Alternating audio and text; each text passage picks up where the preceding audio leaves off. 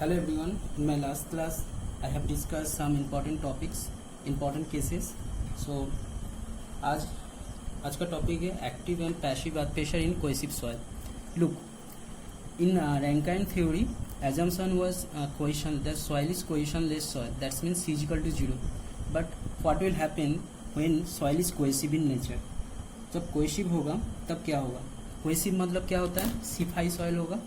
Cohesive मतलब C not equal to 0 मतलब cohesion रहेगा. What is cohesion? Cohesion means attraction between same particles. Cohesion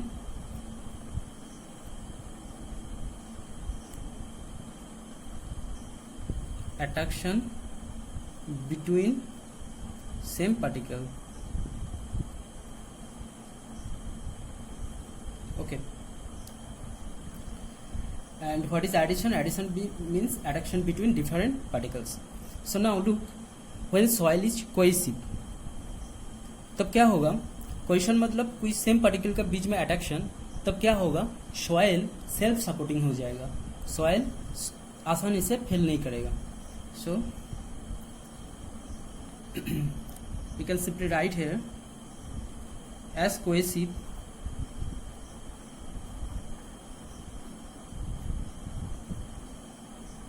that means C5 soil or only C soil. Okay, soil have inherent cohesion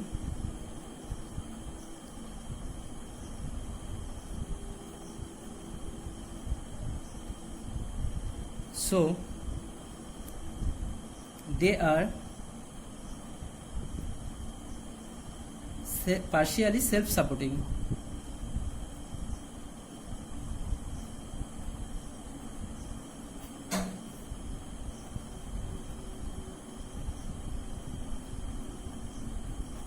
partially self supporting soil मतलब cohesion का वजह से soil खुद को ही resist कर लेगा failure होने से.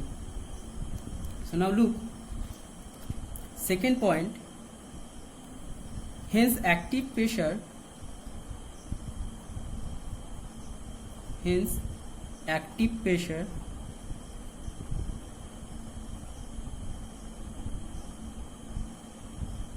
exerted by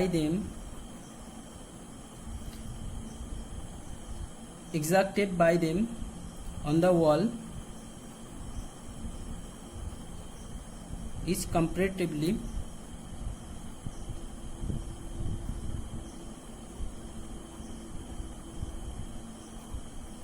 less, and in case of active pressure क्या होगा? जो प्रेशर एग्जैक्ट होगा मतलब जो प्रेशर देगा सॉइल वॉल में वो कंपैरेटिवली कम होगा according to with respect to cohesionless soil. मतलब कोहेशनलेस सॉइल में जितना प्रेशर आ रहा था एक्टिव प्रेशर उससे कम प्रेशर होगा जब सॉइल होगा cohesive. So now and passive pressure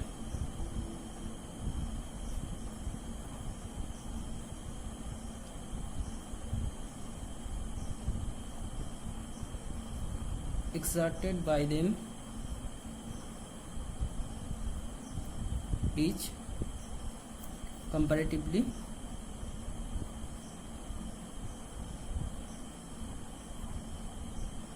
more than cohesionless soil.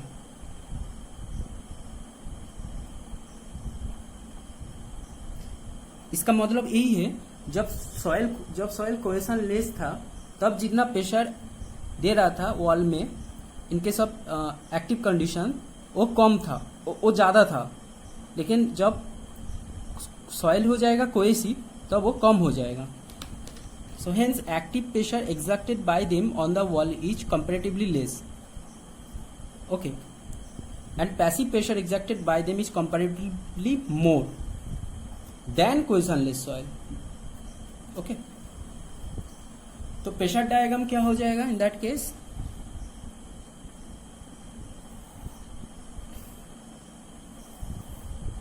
Look pressure curve कैसा होगा तब.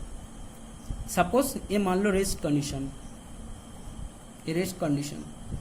तो इस साइड जब होगा तो वॉल बैकफिल का तरफ जाएगा, मतलब wall movement towards backfill.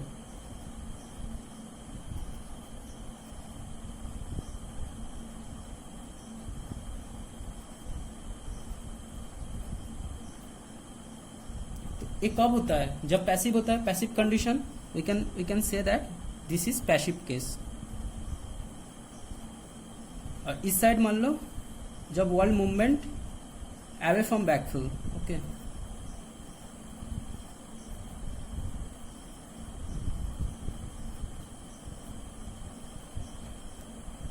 Now ये हो जाएगा एक्टिव केस, ये हो जाएगा passive.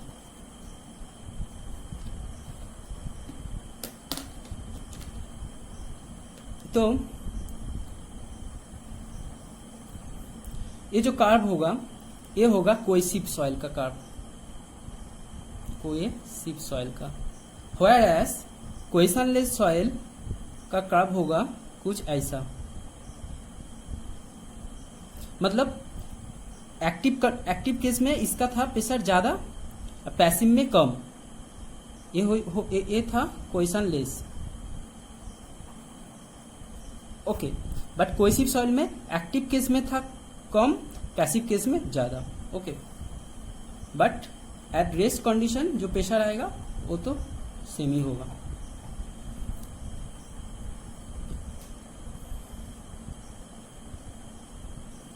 Now active earth pressure.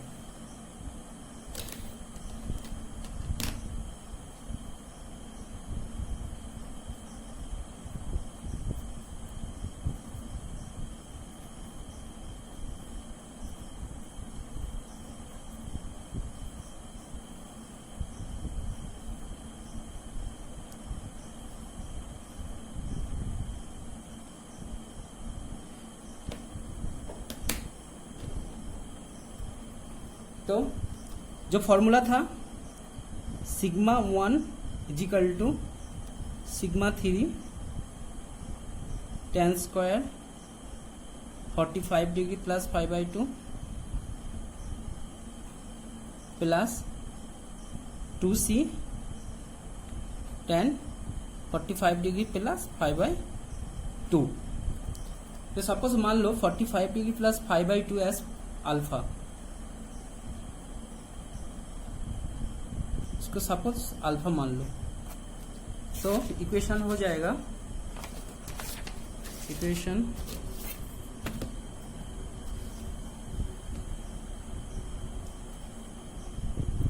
हो जाएगा sigma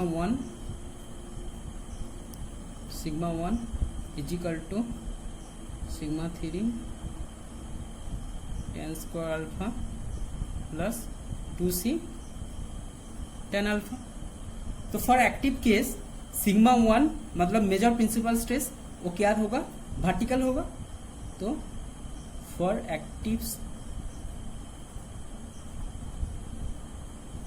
state sigma 1 is equal to sigma भी, जो वर्टिकल जो प्रेशर था ये होगा मेजर प्रिंसिपल स्ट्रेस, और इसका वैल्यू होगा गामा इंटू जितना हाइट होगा, सपोज मान लो जेड हाइट। और सिग्मा 3 क्या होगा? Minor principal stress. ये क्या होगा? हॉरिजॉन्टल स्ट्रेस होगा सिग्मा एच। ठीक है, ये हो जाएगा minor. And this is also called active earth pressure.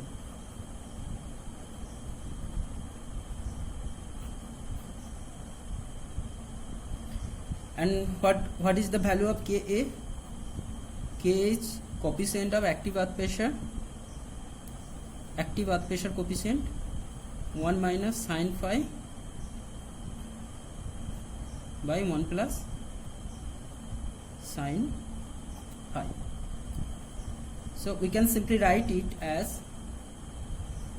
cot square alpha trigonometric formula से, और 1 by tan square alpha। देखो सॉइल कुछ भी हो लेकिन K a always is a function of phi.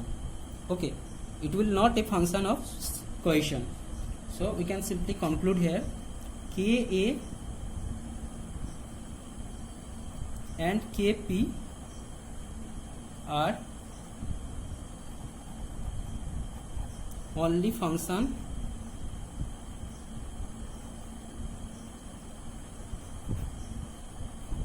of phi even in C5 soil. मतलब soil कुछ भी हो लेकिन ये हमेशा फाई का ही फंक्शन होगा। क्लियर? अच्छा, फिर क्या होगा? We got the equation as sigma 1 is equal to, equation क्या था? Sigma 1 is equal to sigma 3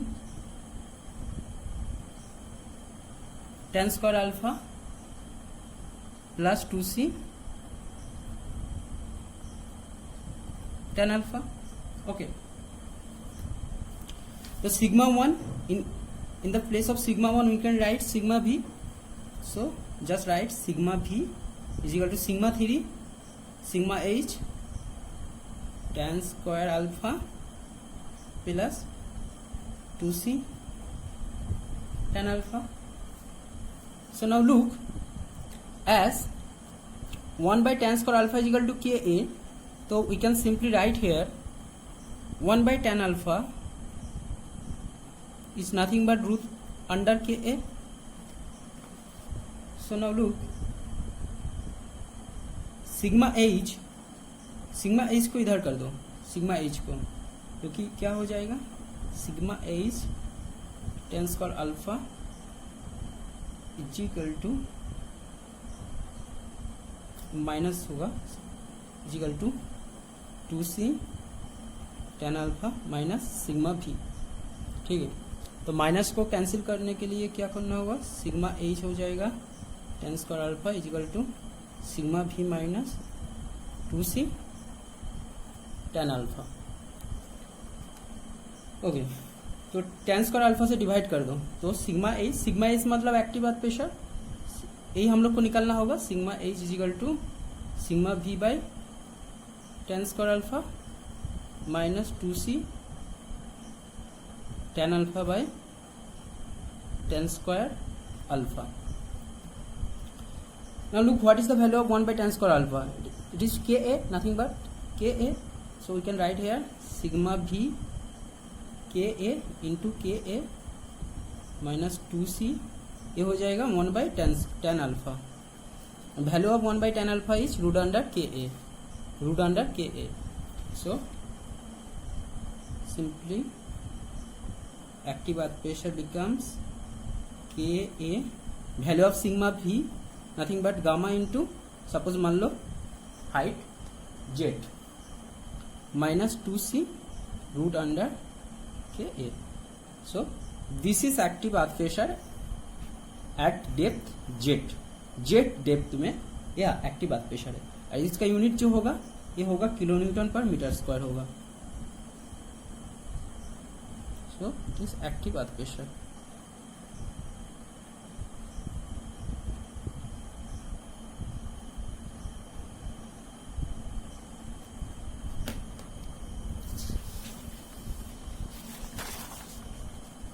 सो मेरा साथ भी नोट डाउन करते जाना, तब आसान होगा समझने में।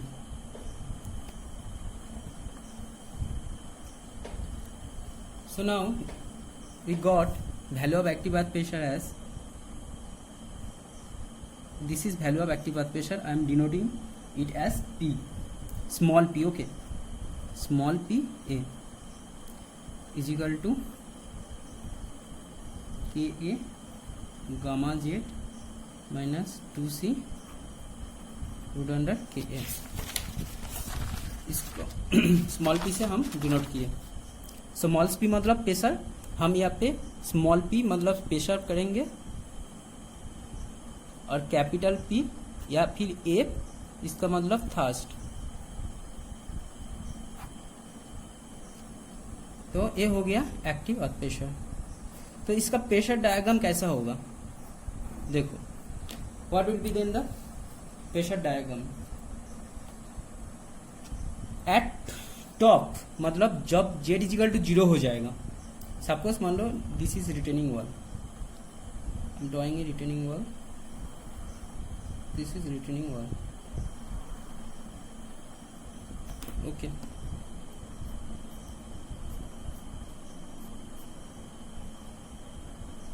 This is ground level.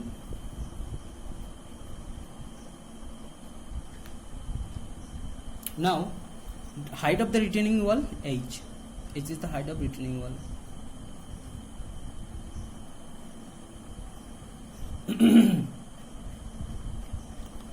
तो A पॉइंट है and this is B point. तो जेट हाइट जो मेजर करता है ना वो ऊपर से होता है जेट. तो एट टॉप मतलब at A point value of Z is equal to 0. At A Z is equal to 0 and at B z is equal to h. okay, so जब A पॉइंट होगा तो z इक्वल टू 0 पुट करो तो pressure क्या आ जाएगा, small P A is equal to ये तो हो जाएगा 0 minus 2c root under K ए. सो एट टॉप प्रेशर मिल गया minus 2c root under K A. इतना प्रेशर टॉप में मिल गया. Okay, so to draw pressure diagram then हम ले लिए मान लो माइनस ये जो है minus 2c root under K ए. ठीक है ना. और एट बॉटम मतलब एट बी पॉइंट प्रेशर कितना आएगा, एट बी प्रेशर आ जाएगा P A is equal to K A gamma H हो जाएगा minus 2c root under K A. इतना हो जाएगा at bottom. So somewhere pressure will be 0. कहाँ प्रेशर 0 होगा, सपोज मान लो मान लो at Z is equal to Z naught P naught is equal to 0.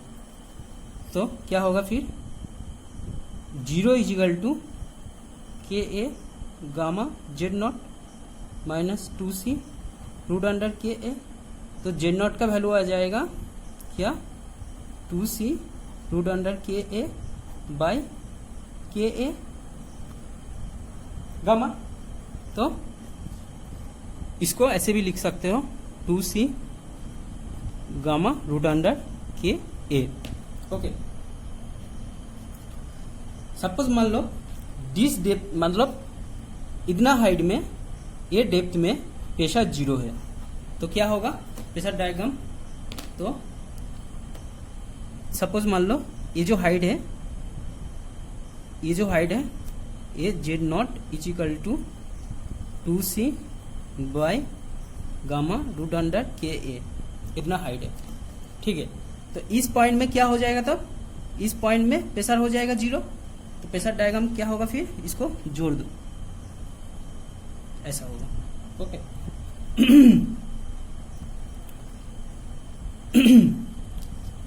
तो क्या होगा फिर एट बॉटम प्रेशर है के ए. कहाँ का चला गया, this must pressure at bottom. Okay, at bottom K A gamma H minus 2c root under K a. तो pressure diagram will be look like this. Now suppose I am taking it as negative as because that portion of soil is in tension. obviously क्योंकि इसमें negative आ गया मतलब crack होने का chances है इसमें, तो ये टेंशन में आ गया. तो इसका भी कुछ सेम डेप्थ का नीचे में मतलब यहां से सेम डेप्थ में जेड नॉट डेप्थ में equal to Z naught depth में इसका भी आएगा कॉम्प्रेशन पोर्शन मतलब 2c रूट अंडर के ए. मतलब ये था टेंशन और ये होगा compression. So it is compress. This much soil has been compressed and this much soil is in tension. Okay, so negative pressure in soil in active case, that's mean minus 2c root under Ka indicates that soil is in tension. So that's mean there have a chances of crack. Okay, so we can write here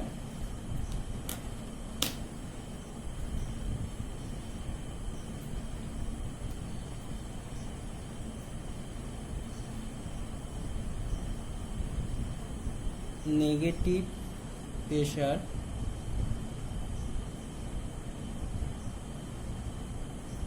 in soil in active state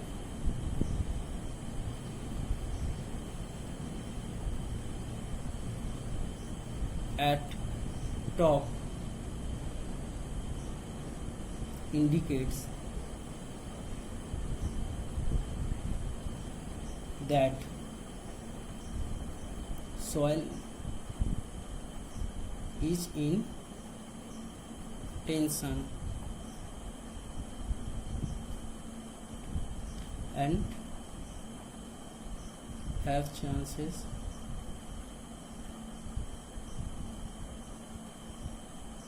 of crack. ठीक है ना. तो negative pressure, then negative pressure gradually becomes reduces. Okay, so at a depth z naught it becomes 0. So net pressure we got at z naught 0.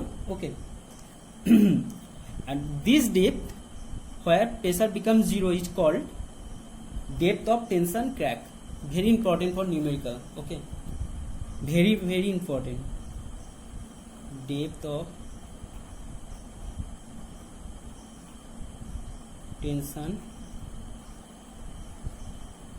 crack. Okay.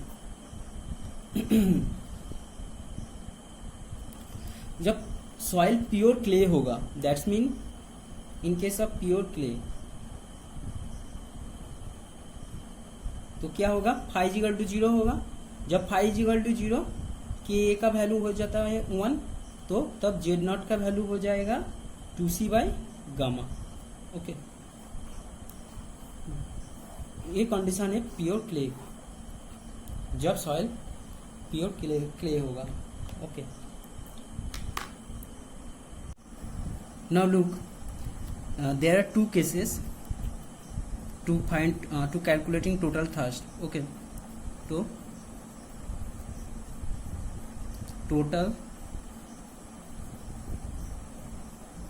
thrust on wall. total thrust मतलब capital P, A for active case. Okay, इसमें दो case होता है. First case when tension crack not developed,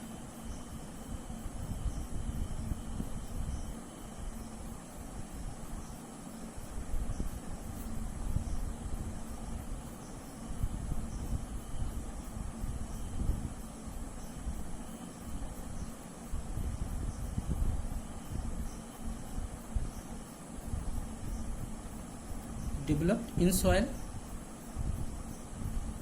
A second case when tension crack developed in soil.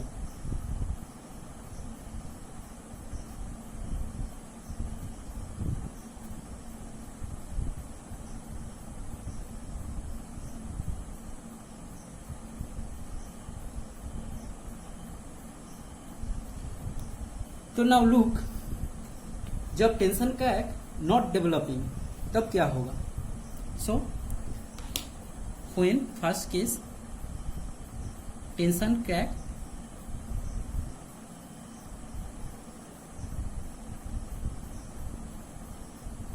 not developed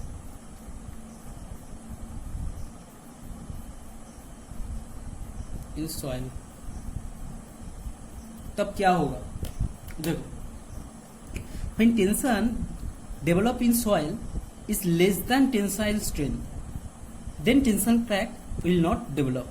मतलब जितना soil का tensile strength होगा उससे अगर कम टेंशन होगा तो टेंशन का ऑब्वियसली डेवलप नहीं होगा। So main condition that when tension developed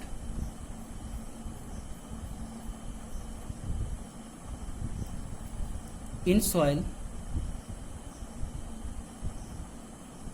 is less than tensile strength,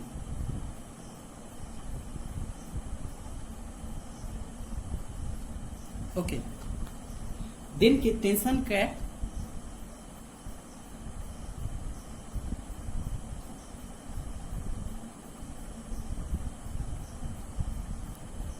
will not develop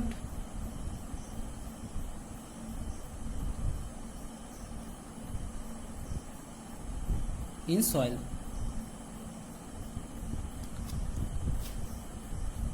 So suppose a retaining wall है, एक this is retaining wall,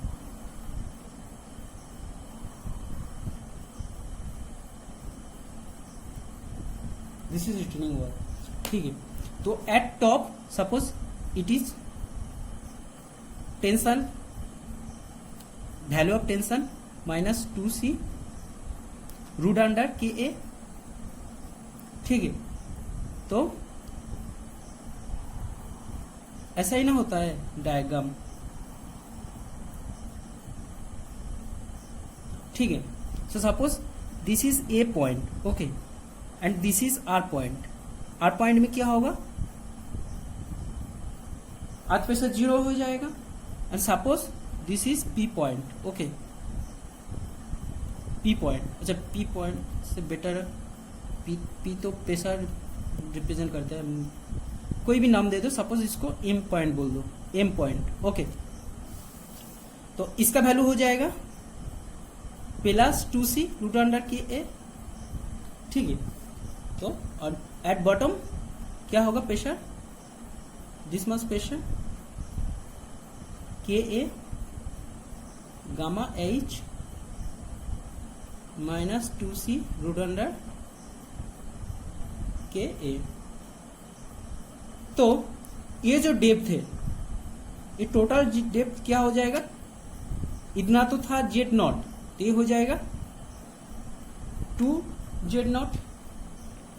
that's mean देखो क्या होता है actually, this much soil from A to R, ये soil होगा in tension, okay, this much soil will be in tension, and from R to M this soil will be in compression, that's mean positive, and they both balancing each other, मतलब एक दूसरे को balance कर देगा। तो this much soil, okay, we can say that this soil is self supported soil, मतलब एक दूसरे को बैलेंस कर देगा, मतलब इसका कोई सपोर्ट का जरूरत भी नहीं होगा। तो we can write here self supported soil,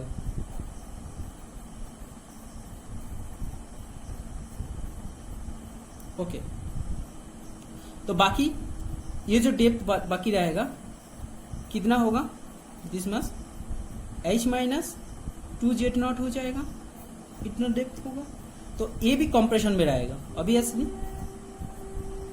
ये भी कंप्रेशन में है, ठीक है। तो 2 जेड नॉट जो है, this is called depth of unsupported cut,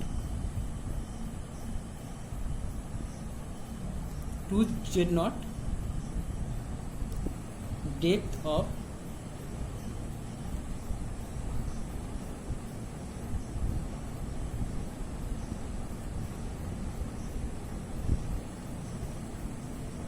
unsupported cut, okay, and value of 2 Z naught, 2 into 2c by gamma root under Ka, we can write here 4c gamma root under Ka,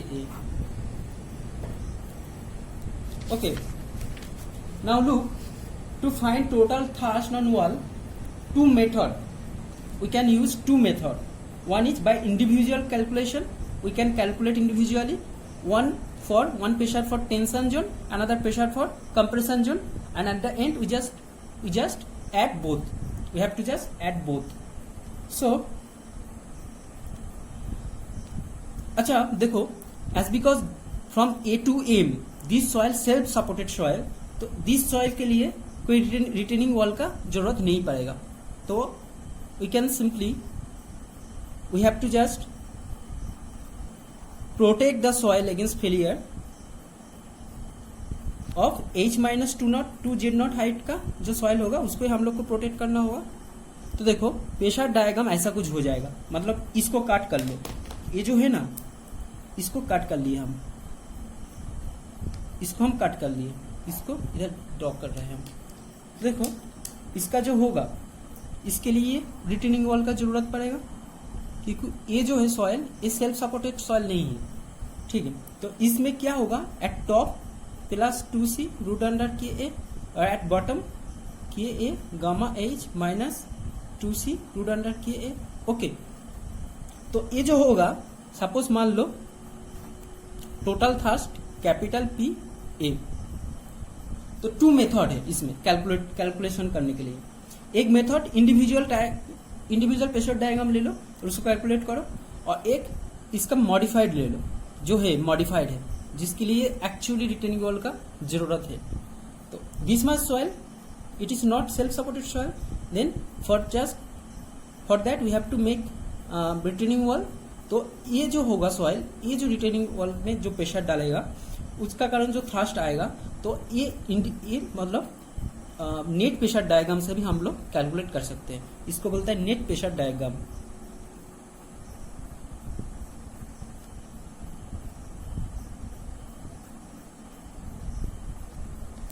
now look by individual calculation. Okay, first total thrust निकालने के लिए first method by individual calculation. तो individual calculation के लिए suppose मान लो ये जो pressure है ना, इधर से टेंशन कैपिटल PA1 मान लो, और इधर से जो कंप्रेशन में है वो कैपिटल PA2 मान लो. ठीक है, तो क्या होगा, total PA is equal to capital PA1 plus capital PA2, और ये टेंशन है तो minus. Okay, so now look, ये जो है ये जो पोर्शन है, ठीक है, this soil is in tension, तो इसमें जो थ्रस्ट आएगा इसको कैलकुलेट करो पहले. तो क्या होगा, PA1 इसको कैलकुलेट करो, क्या होगा, माइनस साइन होगा as because this soil is in tension, तो माइनस होगा टेंशन के लिए. एट टॉप क्या है, minus 2c root under K a, at bottom 0/2 into area, area मतलब Z0, तो Z0 इंटू 1 मतलब लेंथ, यूनिट लेंथ. तो ये जो हो गया, क्या हो गया, minus half 2c root under K a into Z0. Okay, और टू फाइंड आउट P2, मतलब ये जो P2 है इसका क्या होगा बताओ. P2 इसका भी टर्म में 0 है, बॉटम में K A gamma H minus 2c root under K a. तो वैल्यू ऑफ PA2 क्या होगा, वैल्यू ऑफ PA2